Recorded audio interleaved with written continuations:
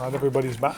I mean, have you, That's fat. Missing a you couple have members. something in your place now? What? The shirt, like that's. Oh, no, it's just a shirt I had. Just an old shirt, nothing new. Training facility somewhere in the stadium. I didn't know he tripped. That's what I found that out later. Ron, it was, great win, but another slow start for you. So watching the film, was it a little more sobering today? Well, in all honesty, you go back and look at it, and there were some self-inflicted mistakes, some wounds that we have to take care of. You look at some of the things that we did on the offense. We make a couple plays, we start moving the ball, then all of a sudden we miss a block, and they make a big play. We don't need to miss those types of blocks. We got to be more consistent. On the defensive side, we had a couple opportunities to get off the field. We didn't. The ball was laying on the ground. We didn't recover it. So there were some things that we didn't do. So going in at halftime, we talked about some of the things that we needed to correct. I know on the offensive side, Norv came in, talked about the things that he wanted to do, sticking with some of the things that he had on the game plan, and then changing a couple things, going to the hurry-up offense, things that he decided that, in talking with the coaches, that these were things that could bring some energy. And then again, the quarterback played very, very well, especially in that fourth quarter. The things that he did were spectacular. Defensively, again, some of the adjustments, and talking with Eric and the defensive staff that they decided that we could do, challenged them to play a specific way. I'm not going to get into those details, but some of the things that they did, I thought were really good. And again, getting in third down situations and getting off the field, converting those, that was big. That really helped us. Kudos to the way the O-line played in the second half, protected the quarterback to open up some running lanes, gave the quarterback time, especially in the fourth quarter. The defensive line getting pressure on the quarterback.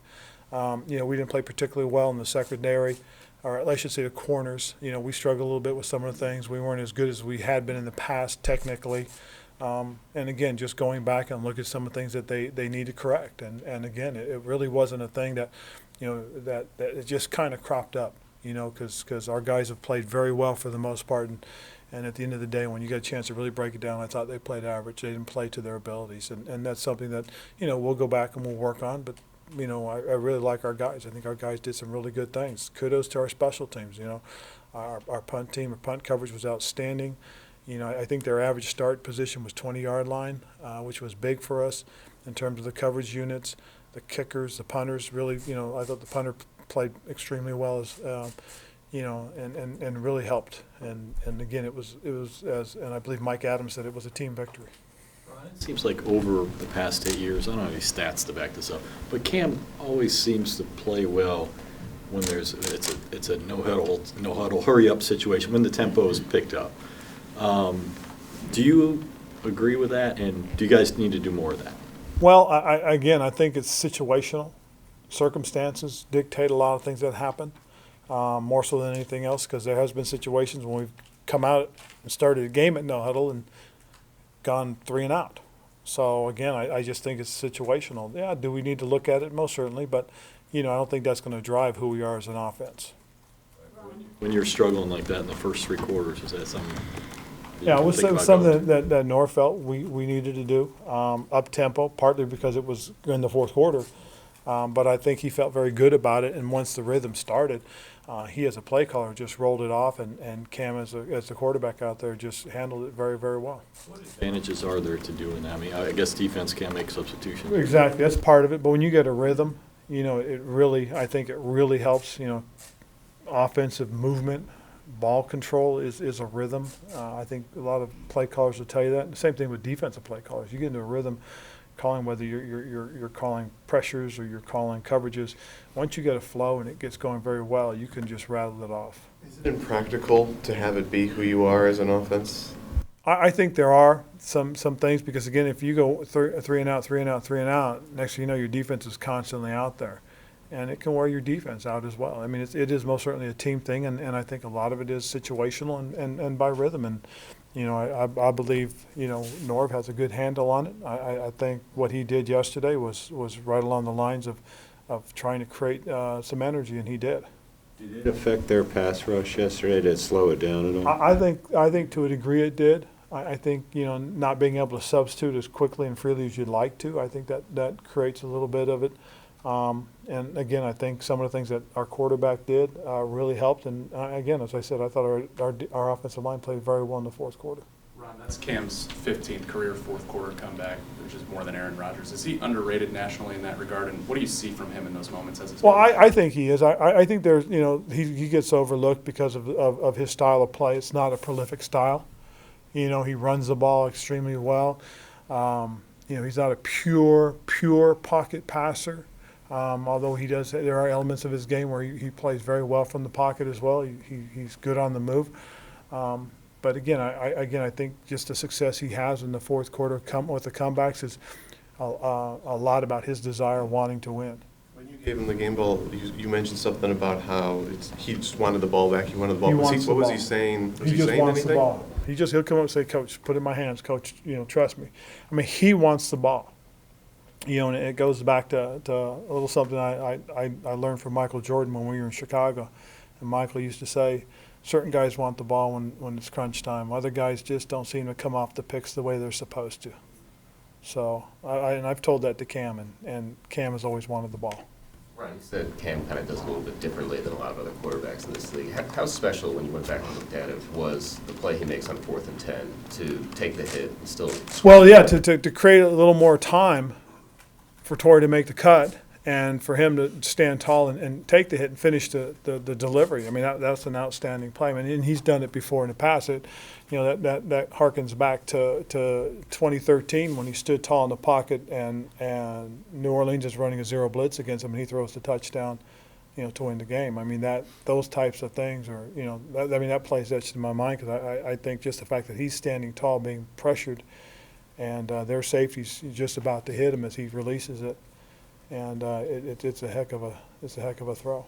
On that 4th and 10, was Torrey was he the primary target? Honestly, you'd have to ask Coach Turner on that play call, to be honest with you. I don't want to assume on that one. Torrey was talking about how it became a kind of a mini scramble play just a little bit with when Cam stepped out. So to be honest, you'd have to ask Coach for that, to clarify on that. I don't want to assume on this one.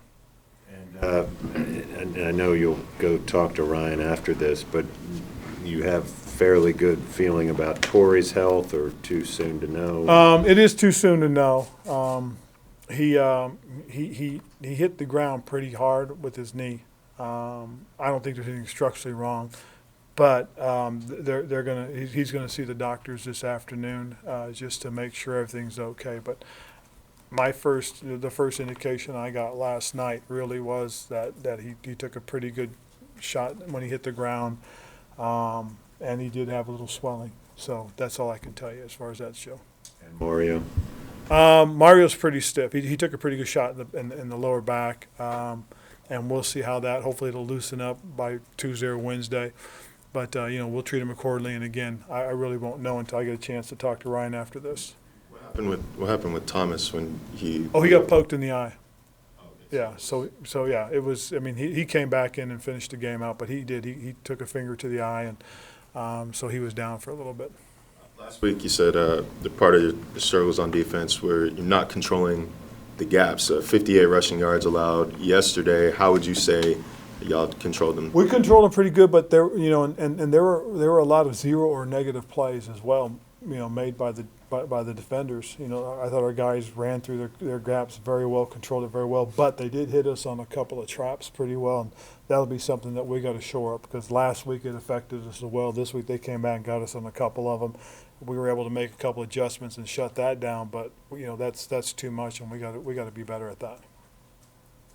I know it's only one win in the standings, but is that a type of game, a type of comeback that can lead to, more and lead to momentum? It can. I mean, but again, it's about who you play next and how you play against them. But I think it's an opportunity for us to take a big step. Again, these are the defending champs, and you always feel good because that's the team you measure yourself to. Whether you're in the AFC or the NFC, if you want to take the next big step, you've got to be able to play well and beat them. Anything else for Ron? That's something we gotta ask about Ray Caruth. Do you have any statement or? You know, with all due respect to the family involved, I don't, because I wasn't here. I don't know a lot about it, to be honest, other than, you know, the basics. So I don't want to comment it, but it'd be very unfair to, and like I said, with all due respect to the family involved. I know you were asked a little bit about this after the game, but Eric Reed and what happened before the game, did that bother you in terms of possibly carrying over to the game with him? No, I didn't think it carried over. You know, I thought he handled himself on the field, you know, during the game the way he needed to. Played very physical, as he always has for us so far. In fact, he played pretty well and graded out pretty high. So you know. You had mentioned just kind of wanted to make sure he stays under control. Did you talk to him about that? Well, we talked later on, you know, after the game, and again, you know, he has his reasons, and it's better for him to explain it to you guys than me. What was the explanation on the interception that was nullified? Did they say it hit the ground? Because Yeah. So we'll leave it at that. I mean, I just feel fortunate enough to have been able to win the game twice, so I feel good about that. Thank you, guys.